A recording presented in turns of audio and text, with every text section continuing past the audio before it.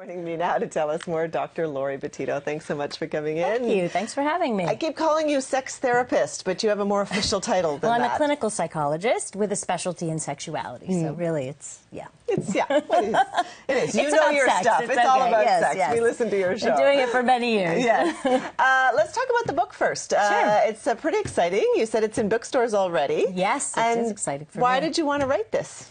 You know, I've been doing this for many, many years, 25 years experience clinically and many years on the radio, listening to people. And what I've noticed is there's a group of people, an age category that we're not addressing or that have a lot of questions about what's normal. And there's a lot of panic when you begin to change, sexually speaking. You know, you don't perform in the same way, you don't... just things are different. Things are, you know, we age, things are different. We may be slower, we may, you know, in many areas. And what I've noticed is there's often a feeling of what's going on, I'm not normal, or I'm not sure what's happening, and is this age, is this something serious? So I really wanted to address that. Selfishly too, I turned 50, so... So you're in the category. I'm in the category. Wanted to test some stuff, and, you know, also look, all my friends, you know, we all talked about this a lot, and I saw what a lot of the questions were, and there's missing that education. It's for people over 50, but people in 70s, 80s can still appreciate this, as younger folks as well, who may have lost a little bit of that intimacy time and connection time. But besides your very smart and researched advice in the book, it's actually a beautiful coffee table book, kind of erotic. We were looking through more than coffee table. I don't know if you have kids, you don't want that there. Don't put it on the coffee table. Don't listen to me. We've chosen some of the more PC pictures from in the book, but it really, you're showing very explicit photos in here about different things that people over 50 can try. Right, and we offer solutions. That's the thing. We're offering solutions to common problems that come with aging, and yes, it's graphic, but there's no, it's all, mostly there's no genital pictures, okay, so it really is more of an erotic feel to it. So you know what they're doing, but you don't really see it all in detail. And why did you want to include the photos? That was a publishing decision of the publishers, but also because it's easier to read. It's easier for people, it's easier to appeal to people who don't... What I've noticed is people don't want to look at big, thick books that are all self-help, especially men. Not that I want to, you know, diss men on that or anything, but they don't tend to read the self-help books. The women do. So this was a book I wanted couples to enjoy together, and also so that they're, you know, more appealing when there's pictures, and also not too much writing on the page, and they can kind of go and try different things, and it can open up next to their coffee, their night table, and they can look at some of the stuff and try it. All right. Now, I love that quote, sex after 50 can be thrilling and fulfilling, but it requires work. And so part of the work is use the book. What's some of the other work?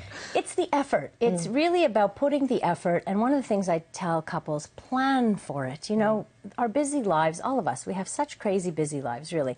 And if we don't plan for moments, for time together, it's not going to happen. Unfortunately, we're not driven anymore in the same way as we once were, especially for women. And I go into this a lot in the book in terms of desire, right? Well, all they want to do is sleep by that point, because they're exhausted from fulfilling everybody else's needs, and if you had to choose between sleep and sex, most of us would choose sleep. Unless you do the work, right? Unless somebody helps you do the work. So there has to be a balance, and it's about finding that balance. But it takes energy and work to figure that out. But once you have that formula, and once you figure that out, and the book can help you do that, then you know, you start to plan it, and you start to have a much more fulfilling intimate life. Have you, I mean, the book is newly on shelves. Have you heard stories of people sort of it working for them? Or yes, I actually got an email from somebody who had given the book to a friend whose couple, they hadn't had sexual relations in a couple of years, and he sent me back saying, I gave them the book, and they called me back and they said they are feeling revived. Wow. So I thought, wow, that's intense. That must make you feel good, though. That makes me feel good. Because this is what you do, and I want to talk about your radio show now a little bit, because you're celebrating 15 years. Yeah. And I was telling you off camera, I listen to it because sometimes I'm driving home at night, and you're amazing with people. Oh, sweet. Thanks. No, you're very open-minded. You're very forthright. It's a positive experience to listen to your show. But you get a lot of crazy stories, and you deal with them all differently. Well, you get stories, that's for sure, and you get people asking and telling you things and wondering, is this normal? Like, that's the major question, right? Often, yeah. It ends with, am I normal? Is this normal? So my role really is to find out, where do you need help? Where should you explore more? And most of the time, you are normal. And that was the purpose of writing the book, too, to show people that all these changes are merely changes. They don't make you abnormal, and you just have to adapt. You know, just like with anything else. Just like with anything else. Yes, and there's no expiration date to feeling sexual and feeling intimate. And I talk in residence, like I go to seniors' residence, and they are having fun. Okay, they are having fun. So there is no expiration date. That's a great message, actually. It's a good message to end on. So that is the point of the book, right? You talk about sex after 50, but it can go on to 60, 70, 80. Until you're dead. I've heard you telling people that on the air. Just a quick thought. We have maybe 10 seconds or 15 seconds left.